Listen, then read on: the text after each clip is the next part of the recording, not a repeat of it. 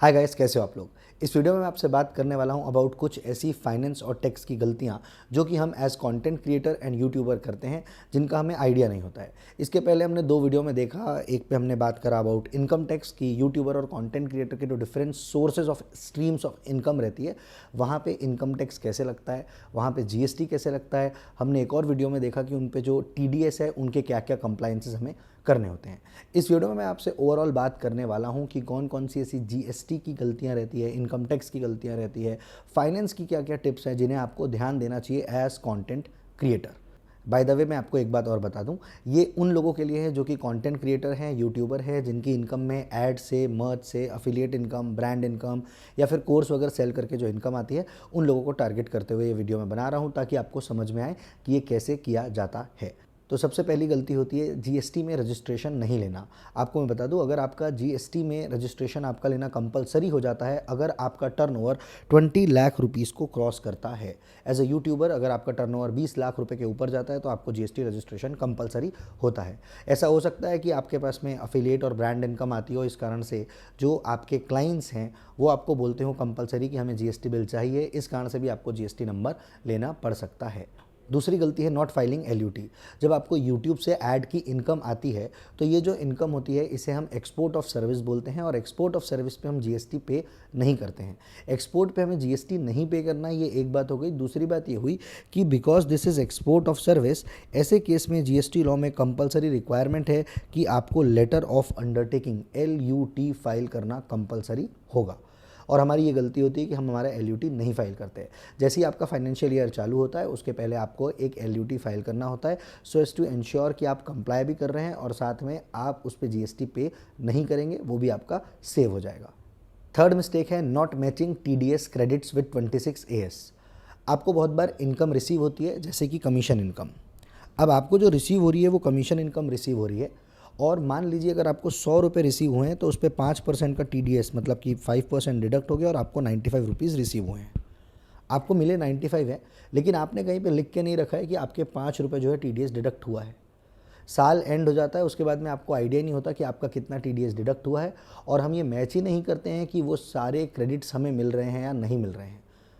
अगले ने ये पैसा डिपॉजिट कराया या नहीं कराया, हमें इसका पता नहीं है। और अगर आपको नहीं पता चलेगा और अगर किसी ने TDS का जो आपका पेमेंट काटा हुआ है वो अगर गवर्नमेंट के पास में डिपॉजिट नहीं कराया तो इसका आपको रिफ़ंड नहीं मिलेगा, अदरवाइज़ ये पैसा हमें रिफ़ंड मिल जाता। तो दैट इज़ स्ट्रेट लॉस। तो हमेशा मेक श्योर करें कि आप TDS का प्रॉपर अकाउंटिंग करें और आप क्रेडिट्स को मैच करें। चौथी एक और बहुत ही कॉमन गलती है जो है इनपुट टैक्स क्रेडिट को मैच नहीं करना। हम सब जानते हैं जब भी हम कोई चीज़ खरीद के लाते हैं उसका हमें ITC इनपुट टैक्स क्रेडिट मिलता है, और जब हम सेल करते हैं चीज़ें या हमारी सर्विसेज उसमें हमें जीएसटी पे करना होता है।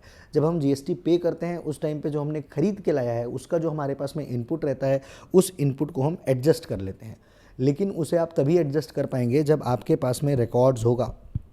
अगर आपके पास में आपकी इनपुट्स का सारा रिकॉर्ड्स मेंटेन होगा, अगर आपको पता रहेगा आपने क्या क्या खरीदा है, तभी आप ये इंश्योर करोगे कि आपने जो जो खरीद के लाया है वो सबका क्रेडिट आपको मिला है।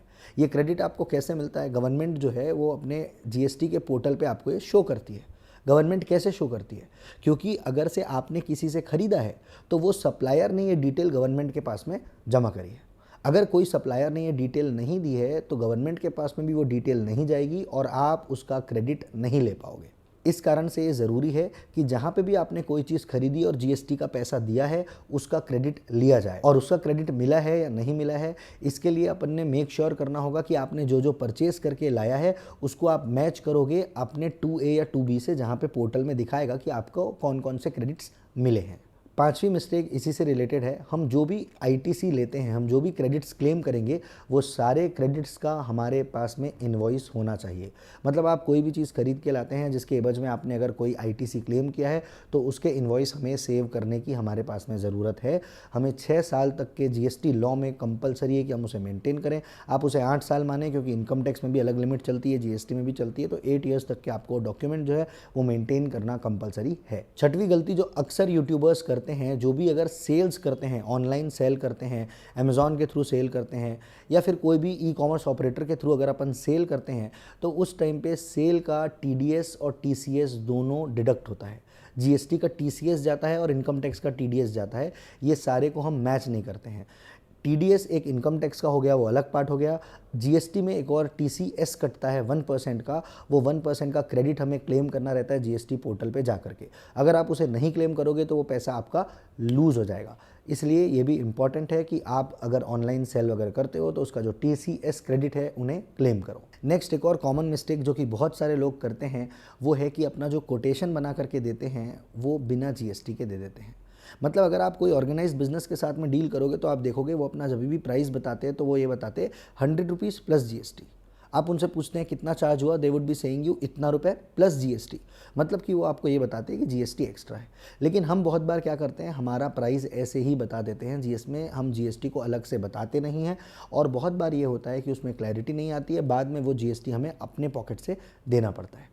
तो हमेशा मेक श्योर करें कि जब भी आप अपना कोटेशन देते हैं उसमें जीएसटी जो है वो अलग से मेंटेन करें, मेंशन करें, ताकि बाद में सरप्राइज ना मिल जाए आपको। नेक्स्ट मिस्टेक है एडवांस टैक्स की। शायद आपको नहीं पता होगा, बट आप जब भी जो पैसा कमाते हैं जिसमें आपको इनकम टैक्स देना होता है, उसमें अगर आपका साल भर का जो इनकम टैक्स पेबल आता है वो 10,000 रुपये से ज़्यादा का आता है, 10,000 रुपये से ज़्यादा का अगर आपको इनकम टैक्स पे करने की रिक्वायरमेंट आती है तो ऐसे केस में आपको एडवांस टैक्स पे करना होता है। एडवांस टैक्स क्वार्टरली पे किया जाता है, एवरी क्वार्टर ख़त्म होने के बाद में आपको पे करना होता है। साल भर में 4 इंस्टॉलमेंट्स होती है, उसमें आपको एडवांस टैक्स पे करना होता है। अगर आप नहीं पे करोगे तो आपको उस पर इंटरेस्ट पे करना पड़ेगा। अगर आप देखना चाहते हो अपना पिछले साल का ITR निकालो, देख लो, आपको समझ में आ जाएगा आपने कितना रुपये उस पर इंटरेस्ट में पे किया है। अगली एक और गलती इनकम टैक्स से रिलेटेड ही है, 44AD या 44ADA में अपनी इनकम को शो करना। यूट्यूबर्स जब अपना इनकम टैक्स रिटर्न फाइल करते हैं उस टाइम पे उन्हें अपना नॉर्मली इनकम टैक्स रिटर्न बनाना होता है, मतलब कि उन्हें trading and profit and loss बनाना होता है। अपनी सारी इनकम एक तरफ लिखें, अपने सारे खर्चे एक तरफ लिखें, इनकम में से खर्चे माइनस करें, जो आपके पास में बचता है वो प्रॉफिट होता है, उस प्रॉफिट पे आपको टैक्स देना होता है। लेकिन बहुत सारे यूट्यूबर्स प्रिजम्पटिव टैक्सेशन में अपना रिटर्न फाइल करते हैं 44AD या 44ADA में। 44ADA आपके लिए एप्लीकेबल बिल्कुल नहीं है क्योंकि आप प्रोफेशनल नहीं है। 44ADA प्रोफेशनल्स के लिए लगता है एंड 44AD बिजनेस वालों के लिए लगता है, लेकिन ये तब नहीं लगता है जब आपकी कमीशन इनकम होती है। और बहुत सारे यूट्यूबर्स की अफिलिएट इनकम आती है, और जब भी आपकी अफिलिएट इनकम आएगी तो आप 44AD में अपना रिटर्न नहीं फाइल कर सकते हैं। Despite of all these things still many YouTubers file there income tax return under section 44AD, और ये बाद में आकर के हार्मफुल होता है। एक और प्रैक्टिकल मिस्टेक जो कि हर एक बिजनेसमैन यूजुअली करता है वो ये है कि जीएसटी का पैसा लेकर के अपने पॉकेट में रख लेना। अगर आपने किसी से 100 रुपये लिया, 100 रुपये पे 18% का जीएसटी जोड़ के 118 रुपये लिया, तो याद रखें आपका उसमें केवल 100 रुपये है। बाकी जो 18 रुपये है वो जीएसटी का, वो गवर्नमेंट का है, उसको आप सेपरेटली रखिए और वो गवर्नमेंट को आपने डिपॉजिट करना है। बट होता ये है कि हम पूरा 118 हमारे पास में रखते हैं, फिर हम उसे खर्चा कर देते हैं और बाद में जब हमें जीएसटी देना होता है तो हमें ऐसा लगता है हमारे पॉकेट से जा रहा है। तो ऐसी गलती ना करें और टैक्सेस के जो कंप्लायंस है उसको सही तरीके से करें, अदरवाइज सब मैसअप हो जाता है। नेक्स्ट गलती है टीडीएस की। आपको पता होगा जब भी आप पेमेंट करते हैं उस टाइम पे अगर आपका पिछले फाइनेंशियल ईयर में जो टर्नओवर है वो 1 CR के ऊपर गया है, ऐसे केस में जब भी आप पेमेंट करते हैं तो एप्लीकेबल केसेस में आपको TDS डिडक्ट करना होता है। फॉर एग्जांपल, जब आप कोई प्रोफेशनल को पे करते हैं वहाँ पे आपको 10% का TDS, जब आप किसी को कमीशन पे करते हैं वहाँ पे आपको 5% का TDS, जहाँ पे कोई कॉन्ट्रैक्ट होता है वहाँ पे 2% का TDS। मतलब कि अलग अलग नेचर ऑफ एक्सपेंसेस पे डिपेंड करता है कि आपका वहाँ पे TDS डिडक्ट होगा क्या, और होगा तो किस रेट से होगा। लेकिन मोस्टली यूट्यूबर्स जो हैं TDS के प्रोविजंस को अच्छे से समझते नहीं हैं, और जो TDS को नहीं डिडक्ट करते हैं उनमें बाद में TDS की लायबिलिटी आती है, इंटरेस्ट, लेट फीस सब कुछ पे करना पड़ता है और बहुत मैस क्रिएट होता है। TDS में बहुत ज़्यादा पेनल्टीज़ होती है, 1.5% पर मंथ की होती है, जो कि अगर आप देखोगे एक साल का 18% हो जाता है, और अगर आपके पास में नोटिस 4 साल बाद आता है तो 18 4 जा 72, तो 72% तो आपका ऐसे ही बढ़ गया। और TDS के कंप्लायंस ऐसे होते हैं जो अगर मुझे आज आपको 100 रुपीज़ पे करना है, अगर मैं आज ही TDS डिडक्ट कर लूँगा तो मैं आपको ओवरऑल 100 ही रुपये दूंगा। मान लीजिए 10% का TDS है तो मैंने आपको कितने रुपए दिया, मैं आपको 90 रुपीज़ दूंगा, 10 रुपीज़ में डिडक्ट कर लूँगा और गवर्नमेंट के पास में डिपॉजिट करूँगा, मतलब मेरे जेब से 100 ही रुपये निकल रहा है। लेकिन अगर आपने TDS का कंप्लायंस नहीं करा और आपके पास में 4 साल बाद में नोटिस आता है तो आपने जो 100 रुपये पहले दिया था वो तो दिया ही था, उसके ऊपर से अब आपको TDS पे करना पड़ेगा, इंटरेस्ट पे करना पड़ेगा, लेट फी पे करना पड़ेगा, पेनल्टी पे करना पड़ेगा। तो TDS के नॉन कंप्लायंस बिल्कुल भी ना करें, दे आर वेरी सीरियस, और बहुत ज़्यादा उससे आपको बाद में फाइनेंशियली नुकसान होता है। वन लास्ट मिस्टेक जो कि बहुत सारे लोग तो नहीं करते हैं बट फिर भी करते हैं लोग, वो है ई-इन्वॉइसिंग की। आपको बता दूं, अगर आपका टर्नओवर 5 CR के ऊपर का होता है तो आपको ई-इन्वॉइस जनरेट करना कंपलसरी होता है। और फिर भी बहुत सारे लोग जिनका टर्नओवर 5 CR के ऊपर का होता है वो अपना ई इनवॉइस नहीं जनरेट करते हैं। तो मेक श्योर करें, अगर आप पे ई इनवॉइस की एप्लीकेबिलिटी है तो आप ई इनवॉइस को जनरेट करें। इनमें से कोई भी चीज़ अगर आपको और अच्छे से समझना हो या आपको अच्छे से क्लैरिटी नहीं आई है, कोई कन्फ्यूजन है, कुछ क्वेरीज है, तो you can definitely reach out to me on 9329732333। नंबर कहीं शो भी हो रहा होगा स्क्रीन पे। मेरा नाम राघव खंडेलवाल है। By educational qualification I am a chartered accountant. मैं क्लाउड अकाउंटिंग और टैक्सेशन की सर्विसेज देता हूँ, मतलब कि ऑनलाइन बेसिस पे सारे अकाउंट्स को मैनेज करना और उसके जो टैक्सेस कंप्लाइंसेज है फ्रॉम A to Z सारा अच्छे से कंप्लाई करने की हम सर्विसेज देते हैं।